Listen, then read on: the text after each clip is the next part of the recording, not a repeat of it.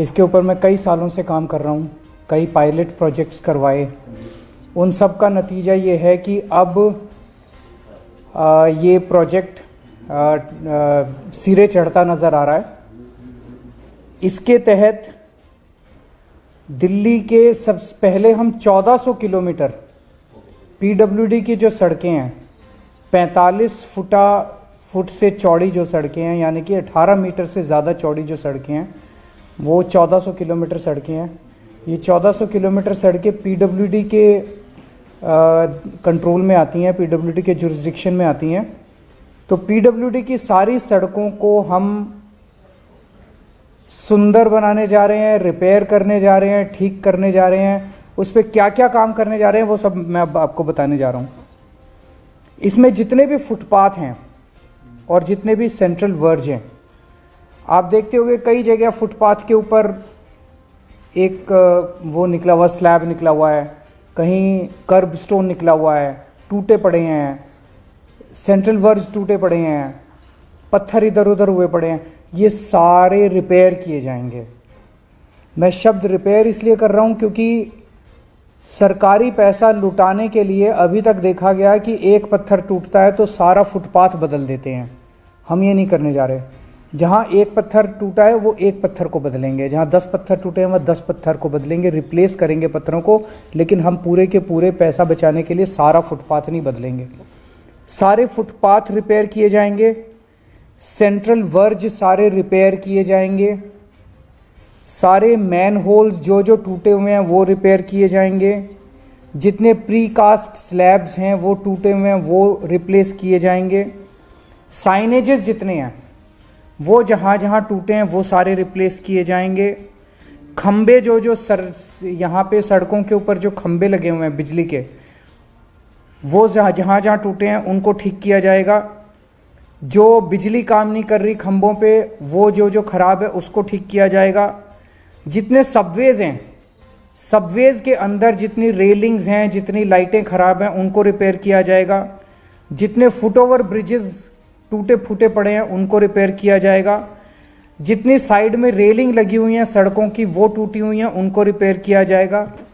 और जो street furniture टूटा हुआ है उस सारे स्ट्रीट फर्नीचर को रिपेयर किया जाएगा। इसके अलावा जो सड़कें अब हैं उन सड़कों में जितने गड्ढे हैं उनको रिपेयर किया जाएगा। जहां सड़कें क्रैक हो गई हैं उनको रिपेयर किया जाएगा। एक बार इनको सबको रिपेयर करने के बाद इन सब चीज़ों को हम उम्मीद करते हैं जिस दिन वर्क ऑर्डर होगा, वर्क ऑर्डर हमें उम्मीद है कि 20 मार्च के आसपास वर्क ऑर्डर हो जाएगा और 1 अप्रैल से काम चालू हो जाएगा।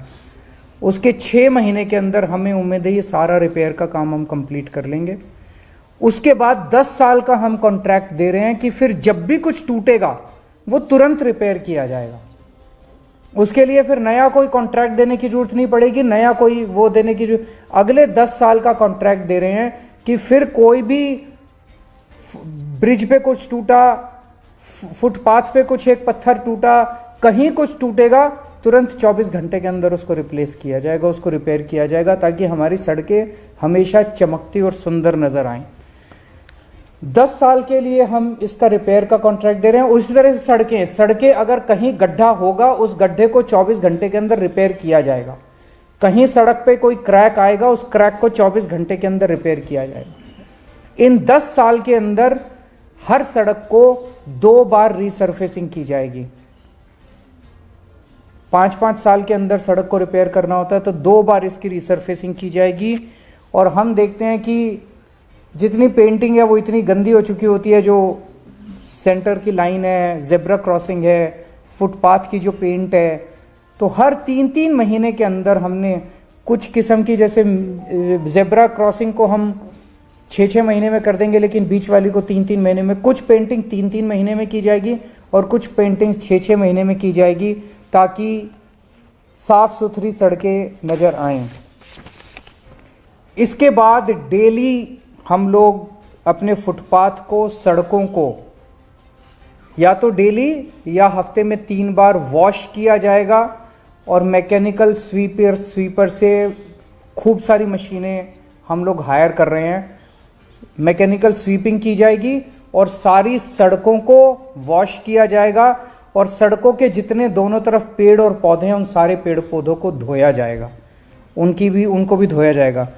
तो सड़कों को हफ्ते में 3 बार वॉश किया जाएगा, मैकेनिकल स्वीपिंग की जाएगी, और फुटपाथ को डेली वॉश किया जाएगा, मैकेनिकल स्वीपिंग की जाएगी। डीप स्क्रबिंग की मशीनें लेके आ रहे हैं ताकि जितना उसमें जमा हुआ कचरा है सड़कों के ऊपर उसको भी हम खींच सके। तो डीप स्क्रबिंग की जाएगी।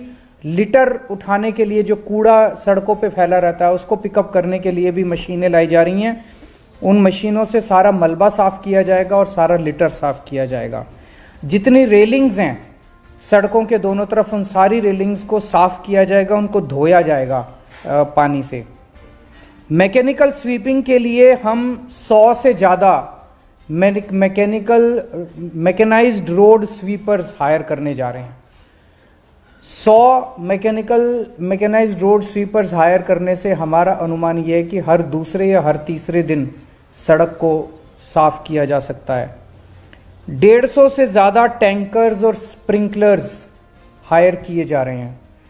तो जो पीडब्ल्यूडी की सड़कें हैं 1400 किलोमीटर सड़कें, इन सड़कों के ऊपर इन 150 स्प्रिंकलर से डेली सड़कें धोई जाएंगी और सड़क के दोनों तरफ जो पेड़ पौधे हैं उनको धोया जाएगा।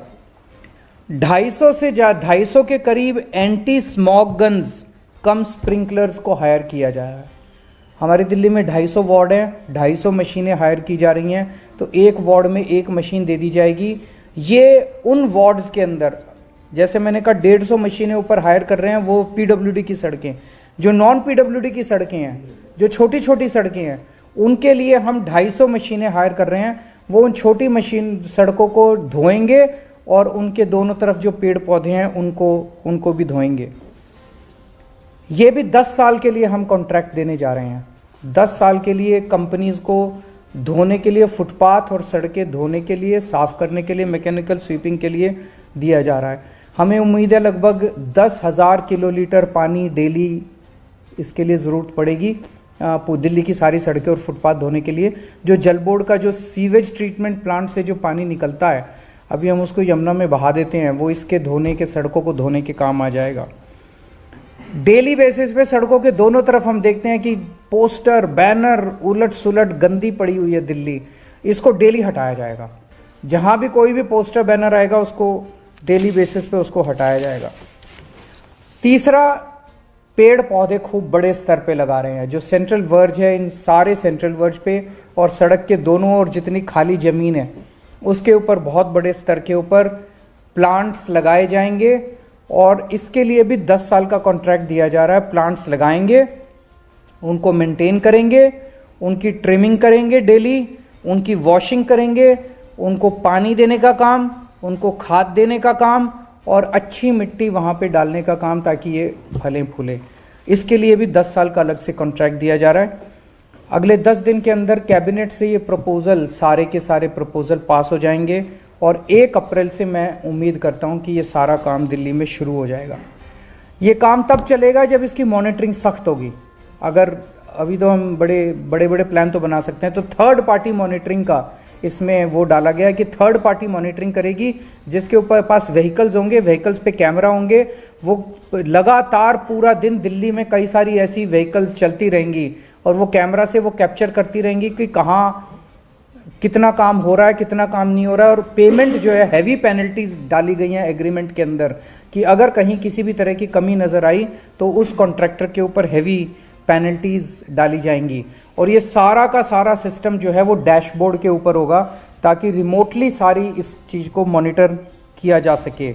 बहुत सख्त सर्विस लेवल वो बनाए गए हैं पैरामीटर्स, उन पैरामीटर्स की कांस्टेंट मॉनिटरिंग होगी।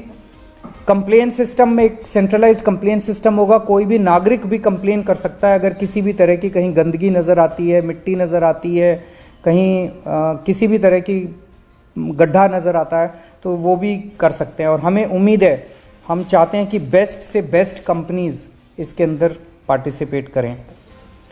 इसमें खर्चा कितना आएगा? पहले साल में, चूँकि पहले साल के अंदर कई सारी मशीनें हायर वगैरह वो सब, उन सब मिला के हमें उम्मीद है लगभग 4,500 करोड़ रुपए पहले साल में लगेंगे, और उसके बाद रेकरिंग खर्चा जो होगा साल दर साल वो 2,000 करोड़ रुपए के करीब उम्मीद है कि खर्चा लगेगा। ये पहली चीज़ थी। दूसरी, दिल्ली के ट्रांसपोर्ट सेक्टर में अब बसें भी हमने काफ़ी खरीद ली हैं, मेट्रो भी अच्छी चल रही है। लास्ट माइल कनेक्टिविटी एक बहुत मेजर मुद्दा बना हुआ है किसी भी नागरिक के लिए। लास्ट माइल कनेक्टिविटी और उसकी सेफ्टी लास्ट माइल पे ये बहुत इंपॉर्टेंट है। उसके लिए हम ई स्कूटर्स लेके आ रहे हैं और इसको हम द्वारका के एरिया में एक पायलट प्रोजेक्ट करने जा रहे हैं। द्वारका के क्षेत्र में लगभग 10 मेट्रो स्टेशन हैं, कई सारे बस स्टॉप्स हैं।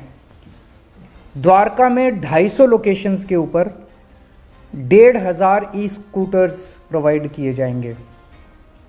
लोग एक साथ अपनी टिकट खरीद सकते हैं, इंटीग्रेटेड टिकट होगी, उससे आप उस टिकट से बस में भी ट्रैवल कर सकते हैं, ई स्कूटर भी हायर कर सकते हैं और मेट्रो पे में भी सफ़र कर सकते हैं। तो आपने टिकट खरीदी, उस टिकट से आप 250 लोकेशन से कहीं से भी आप एक स्कूटर पिकअप कर लीजिए। सेल्फ ड्राइविंग है, कोई ड्राइवर नहीं है, आपको ड्राइव करना है। कहीं से भी आप स्कूटर पिकअप कर लीजिए किसी लोकेशन से, वहीं पे हेलमेट होगा, हेलमेट पहन के और आप अपने दूसरे किसी भी कहीं भी जा सकते हैं, उसको थोड़ी देर यूज़ कर सकते हैं और इन 250 में से किसी भी लोकेशन के ऊपर उस स्कूटर को आप वापस छोड़ सकते हैं।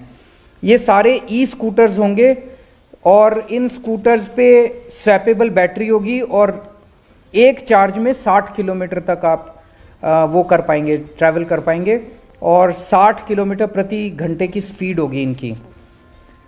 जिस दिन ये एग्रीमेंट उस कंपनी से, ऑब्वियसली जो भी कंपनी होगी वो टेंडर बेसिस पे दी जाएगी, जिस दिन एग्रीमेंट होगा उसके 4 महीने के अंदर पहले 100 लोकेशन पे 500 स्कूटर आ जाएंगे, अगले 4 महीने में अगले 100 लोकेशन पे और 500 स्कूटर आ जाएंगे और अगले 4 महीने या 12 महीने में 250 लोकेशंस के ऊपर 1500 स्कूटर मुहैया हो जाएंगे। ये कॉन्ट्रैक्ट उस कंपनी को 7 साल के लिए दिया जाएगा और ये 250 लोकेशन वो हैं जो सबसे ज़्यादा जहाँ पे फुटफॉल होता है। मेट्रो हो गए, मेट्रो स्टेशन हो गए, वो हो गए, बस स्टेशन हो गए, हॉस्पिटल्स हो गए, मॉल्स हो गए, जहाँ जहाँ लोग ज़्यादा जाते हैं, बाज़ार हो गए, वहाँ वहाँ ये ज़्यादा से ज़्यादा दिए जाएंगे। और बिड पैरामीटर होगा कि जो कंपनी कम से कम चार्ज करने को कहेगी कि हम जनता से इतने रुपए टिकट लेंगे प्रति मिनट या प्रति किलोमीटर, उस कंपनी को ये कॉन्ट्रैक्ट दिया जाएगा। सो ये 2 बड़ी अच्छी खबरें हैं दिल्ली के लोगों के लिए। अगर आपके कोई क्वेश्चंस हैं तो। ट्रैफिक को किस तरीके से अब सारा मैकेनिज्म सब सही हो रहा है दिल्ली में? मैं देख रहा हूँ चांदनी चौक की जिस तरह वहाँ 2 तरह की प्रॉब्लम सामने आती है। एक तो ट्रैफिक का मैकेनिज्म वो बहुत डिस्टर्ब हो जाता है, पूरी दिल्ली में ही है, ट्रैफिक बहुत ज़्यादा है। दूसरा सर, रात को जो ये वेगाबॉन्ड्स वगैरह है या होमलेस है, आपके लोग आते हैं, वो सफाई करते हैं, ये मशीन्स वगैरह वहाँ भी आती है, मैं देख रहा हूँ, लेकिन वो नहीं हट पाते, वो वहीं पर ही शॉर्ट्स करेंगे, वो वहीं। तो इस तरह का दोनों चीज़। पहला आपने कहा कि ट्रैफिक के लिए जैसे जितना ज़्यादा पब्लिक ट्रांसपोर्ट हम इस्तेमाल करेंगे उतना सड़कों के ऊपर ट्रैफिक कम होगा। अभी तक पब्लिक ट्रांसपोर्ट स्ट्रांग नहीं था। किसी को कैसे कहें कि भाई तू पब्लिक बस यूज़ कर, किसी को कैसे कहें मेट्रो यूज़ कर, अभी तक बसें ही नहीं थी। अब बसें काफ़ी हो गई है, लगभग 7,500 बसें हो गई हैं। अब मैं सुनता हूं कि कई बसें खाली जा रही हैं हमारी कई रूट्स के ऊपर, उसको भी हम देख रहे हैं। तो अब अगर लास्ट माइल कनेक्टिविटी भी कर दी हमने सॉल्व, तो हम जनता को थोड़ा प्रेशर डाल के, थोड़ा कैरेट एंड स्टिक पॉलिसी से फोर्स कर सकते हैं कि आप पब्लिक ट्रांसपोर्ट का इस्तेमाल कीजिए। पब्लिक ट्रांसपोर्ट ज़्यादा इस्तेमाल होगा तो ट्रैफिक नेचुरली कम होगा। दूसरा, कई सारे पीडब्ल्यूडी डिपार्टमेंट ने कई सारे पॉइंट्स आइडेंटिफाई किए हैं जो बॉटलनेक्स हैं दिल्ली के ट्रैफिक सिस्टम में। उनके हर पॉइंट का समाधान निकाला जा रहा है कि इसमें अगर यू टर्न बना दें यहाँ पे तो इसका समाधान हो सकता है, यहाँ पे फ्लाईओवर बना दे तो इसका समाधान हो सकता है। तो हर पॉइंट का ट्रैफिक बॉटलनेक्स का, दिल्ली के ट्रैफिक बॉटलनेक्स का अलग से समाधान निकाला जा रहा है। तीसरा, आपने वेगाबॉन्ड्स का कहा, दिल्ली में अब नाइट शेल्टर्स बहुत अच्छे हैं, तो ये सारे समाज की जिम्मेदारी है। जैसे मैं जब एनजीओ में काम किया करता था, कई बार मेरे को याद है मैं रात को निकल जाता था, जो लोग सड़क पे सो रहे होते थे उनको हम प्यार से बहला के फुसला के अपनी गाड़ी में बिठा के उनको नाइट शेल्टर्स में ले जाते थे। ये हम लोगों को, समाज को, पूरे समाज को करना होगा। कि ऐसे जितने लोग हैं जो सड़क पे सो रहे हैं, होमलेस हैं, बहुत गरीब हैं, उन लोगों को अगर हम किसी तरह से प्रेरित कर सकें, हम भी करेंगे, बहुत सारी एनजीओज़ की भी मदद लेंगे, सरकार भी करेगी, लेकिन नाइट शेल्टर्स की कमी नहीं है, तो ये हम सबको मिलकर इसका समाधान निकालना पड़ेगा। जो लूटिंग करते हैं या उन सड़कों को खराब करते हैं, तंबाकू खा के थूकते हैं, उसके उनके आपने पेनल्टी की बात की कॉन्ट्रैक्टर्स पे, पर क्या ऐसे लोगों पे पेनल्टी लगेगी? इनके ऊपर क्या पेनल्टी लगाओगे और उनसे कैसे पैसे लोगे? इनके पास तो, लेकिन इन लोगों को उठा के कहीं ना कहीं नाइट शेल्टर पे ले जाना पड़ेगा, उसके ऊपर थोड़ी सख्ती की जा सकती है, इसको थोड़ा सख्त करेंगे कि इनको जैसे जितने नाइट शेल्टर्स हैं वहाँ टॉयलेट की भी फैसिलिटी है, सब किस्म की फैसिलिटी है, लेकिन इनके साथ क्या है कि इन्होंने वहाँ पे अपना एक अड्डा जमाया हुआ है, अपनी जगह का कैप्चर की हुई है, जो मैंने समझा था उन दिनों में, वो उसको छोड़ना नहीं चाहते जगह को, उनको लगता है नाइट शेल्टर में चले गए तो ये हमारी जगह कोई और कैप्चर कर लेगा, तो इसका समाधान निकालना पड़ेगा। लेकिन मैं आपकी बात से सहमत हूँ कि जो होमलेस लोग हैं उनको नाइट शेल्टर्स में पहुंचाने की जरूरत है। Chief of defence staff general Anil Chauhan, chief of air staff air chief marshal V R. Chaudhari, chief of naval staff admiral R. Hari Kumar, chief of army staff general Manoj Pande, defence secretary Shri Girdhar Aramane and Shri Sanjay Kumar, secretary department of school education and literacy, सूबेदार major Sanjay Kumar, Paramvir Chakra विजेता, शिक्षा एवं रक्षा मंत्रालय के सारे senior officials और VC के माध्यम से जुड़े हुए हमारे सारे प्रिय बच्चों, शिक्षकों, मीडिया के मित्रों, आज रक्षा मंत्रालय और शिक्षा मंत्रालय के संयुक्त प्रयासों से यह प्रोजेक्ट वीर गाथा की दूसरी कड़ी के पुरस्कार वितरण समारोह का काम संपन्न हो रहा है। इस अवसर पर दूसरी बार आप सबके बीच उपस्थित होकर मुझे अत्यधिक प्रसन्नता हो रही है। और सबसे पहले तो आगामी गणतंत्र दिवस की, यानी जो कल गणतंत्र दिवस है आपका, उसके लिए भी मैं अपनी हार्दिक आप सबको शुभकामनाएं देता हूं। और मैं भी पुरस्कृत हुए सभी बच्चों को अपनी ओर से हार्दिक बधाई देता हूं और साथ ही बच्चों में देश प्रेम की भावना का संचार करने वाले ऐसे प्रोजेक्ट को आगे बढ़ाने के लिए मैं रक्षा मंत्रालय और शिक्षा मंत्रालय और इस प्रोजेक्ट से जुड़े समस्त लोगों को अपनी ओर से हार्दिक बधाई भी देता हूं। साथियों, अभी 6 महीने भी नहीं हुए हैं जब मैं इसकी प्रथम कड़ी के पुरस्कार वितरण समारोह में आप लोगों के बीच आया था और आज फिर मैं आप सबके बीच यहां पर उपस्थित हूं। पर रिमार्केबल यह है कि इतने कम समय के भीतर इस प्रोजेक्ट ने जबरदस्त लोकप्रियता हासिल की है। प्रोजेक्ट वीर गाथा ने एक प्रोजेक्ट से बढ़कर एक आंदोलन का रूप ले लिया है, ऐसा मैं मानता हूं। पिछली बार वो भले ही प्रोजेक्ट के रूप में रहा हो, लेकिन इस बार उसने एक आंदोलन का रूप ले लिया है, ऐसी मेरी मान्यता है। मुझे जो जानकारी दी गई है कि पिछली बार जो इसका पहला एडिशन था उसमें देश भर से लगभग 8 लाख एंट्रीज आई थी। यह अपने आप में एक बड़ी संख्या थी, पर इस बार उनका नंबर बढ़कर 19 लाख तक पहुंच गया और अभी कोई लंबा वक्त नहीं गुजरा, यह प्रोजेक्ट प्रारंभ हो गई और आप लोग 19 लाख से अधिक बच्चों तक पहुंचने में कामयाब रहे। यह कोई छोटी उपलब्धि नहीं है। आंदोलन और कैसे होता है, ऐसे ही तो आंदोलन होते हैं। और साथियों, एक डाटा के रूप में एंट्रीज की संख्या भले ही 19 लाख की हो, पर व्यवहारिक रूप से यह संख्या इससे कई गुना और अधिक होगी, मेरा ऐसा विश्वास है। क्योंकि मुझे जानकारी दी गई है कि स्कूलों में लिमिटेड एंट्रीज ही ली गई हैं और लगभग 40-50 बच्चों वाली क्लास से 4 एंट्रीज एक्सेप्ट की गई है, ओनली 4। माने 40-50 बच्चों वाली क्लासेज में से एंट्रीज केवल 4 एक्सेप्ट की गई है। ऐसे में जब स्कूल या क्लास में इस कंपटीशन के बारे में अनाउंस किया गया होगा तो इसके बारे में सभी विद्यार्थियों ने जाना होगा और उनमें बहुतों ने अपनी तरफ से प्रयास भी किया होगा और क्लास से अनेक बच्चों ने देश की महान विभूतियों के बारे में अच्छी तरह पढ़ा होगा, उन्हें समझने की उन्होंने कोशिश की होगी। और अनेक बच्चों ने सरदार भगत सिंह से लेकर मेजर शैतान सिंह और रानी गाइडिनलू से लेकर रानी लक्ष्मीबाई तक के बारे में भी पढ़ा होगा और उन पर कुछ क्रिएटिव काम भी उन्होंने निश्चित रूप से किया होगा, मेरा ऐसा विश्वास है। और उनमें से कुछ ही एंट्रीज हमारे पास आई हैं, वह अलग बात है। परंतु ऐसे में हमारे सामने भले ही 19 लाख की संख्या है, पर इनडायरेक्टली इस प्रोजेक्ट से मैं मानता हूं करोड़ से अधिक बच्चे जुड़े हुए, मेरा यह मानना है। और उन्होंने इसमें पार्टिसिपेट किया है और ऐसा मेरा मानना है, और यही इस प्रोजेक्ट का उद्देश्य भी है।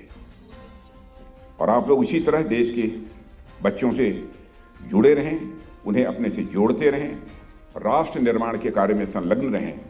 आप सभी को मैं इसकी हार्दिक शुभकामनाएं देता हूं। मित्रों, आज जब मैं हमारे बच्चों के बीच यहां पर मैं मौजूद हूं, तो मैं आप सभी से अपनी कुछ बातें आप सबके सामने रखना चाहूंगा। इस मंच से आप सभी बच्चों के माध्यम से मैं पूरे देश के बच्चों से अपनी कुछ बातें भी कहना चाहूंगा। सबसे पहली तो यही मेरे प्यारे बच्चों कि आप सभी अपना बचपन खुलकर जिए, अच्छी तरह जिए। पता नहीं आप लोगों के साथ ऐसा होता है कि नहीं, पर कई बच्चे ऐसे होते हैं, कुछ बच्चों के बारे में मुझे जानकारी भी है, जो बचपन में ही अपने पापा की तरह बड़ा होने का सोचने लगते हैं। उन्हें लगता है कि अभी तो मुझे स्कूल जाना पड़ता है, होमवर्क करना पड़ता है, दूध पीना पड़ता है, पैसे भी बहुत ज्यादा हमारे पास नहीं होते हैं। यानी बचपन में इस तरह की अनेक परेशानियां हैं।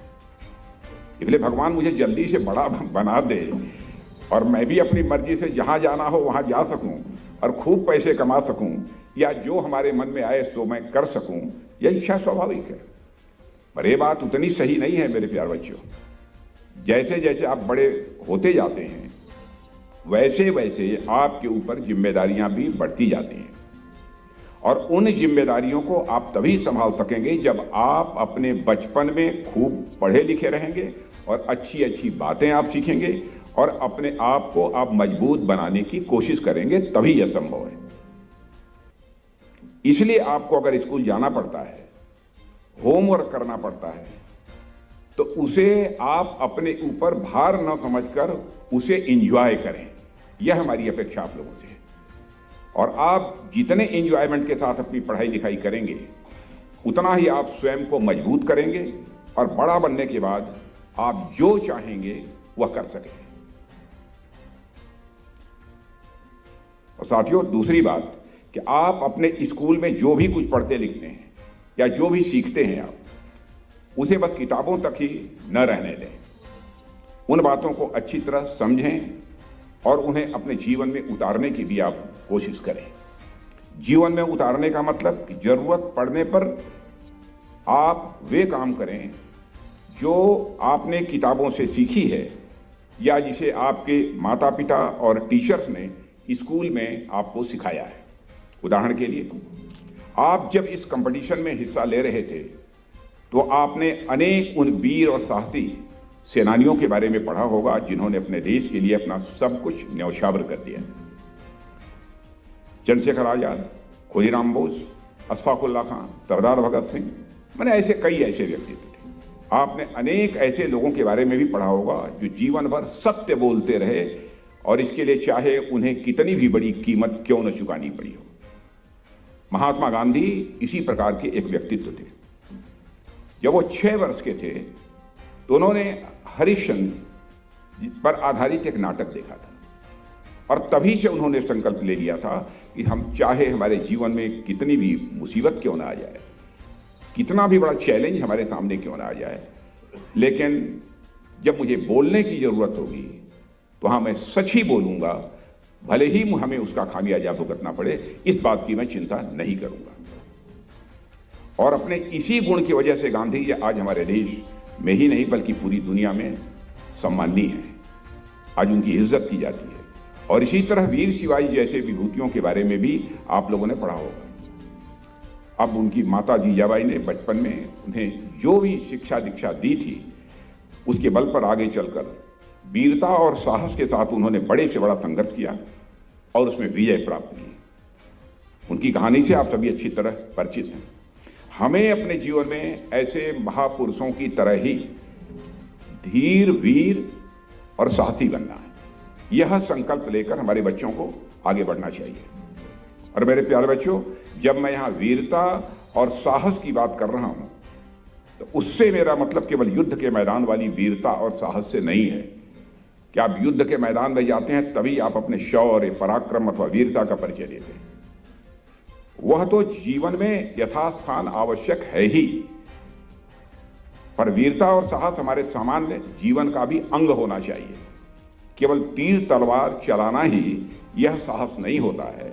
अगर कहीं गलत होता है तो उसके खिलाफ आवाज उठाना भी यह बड़ी वीरता और साहस का काम होता है। और जहां ऐसी स्थिति हो, खड़े होना चाहिए। कोई बच्चा अपने माता पिता की बात न मानकर अपनी मनमानी कर रहा है तो उसे सही राह दिखाना भी यह साहस का काम होता है।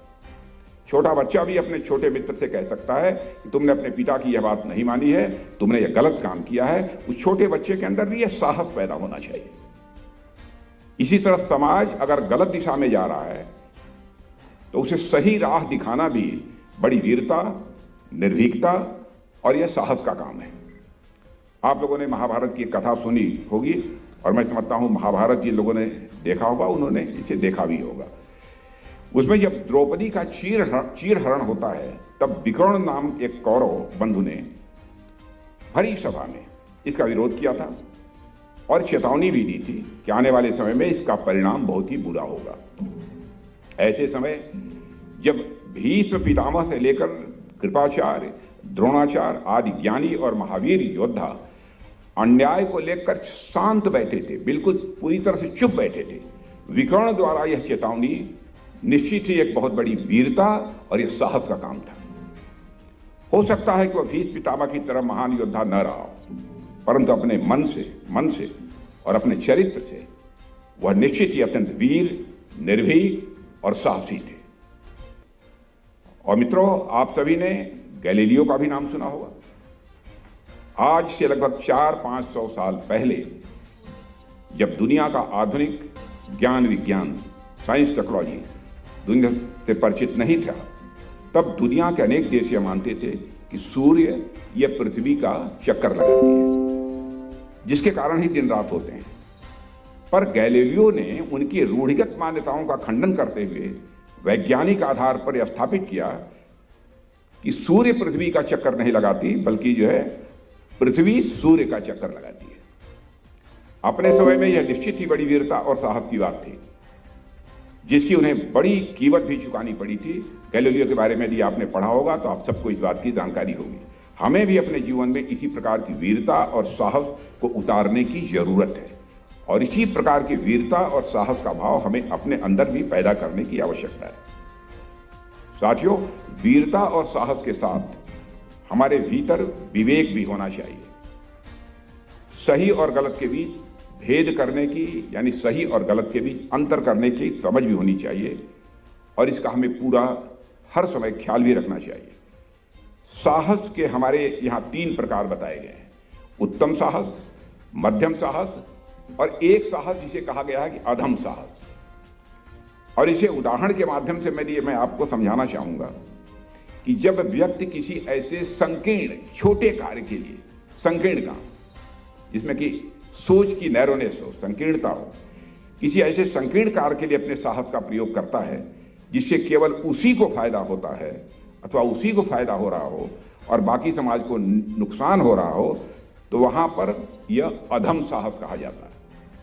और उदाहरण के लिए कोई चोर है, डकैत है और वह चोरी करता है, तो साहस की बात तो यह भी है, पर यह दुस्साहस है और इसे समाज को नुकसान पहुंचता है।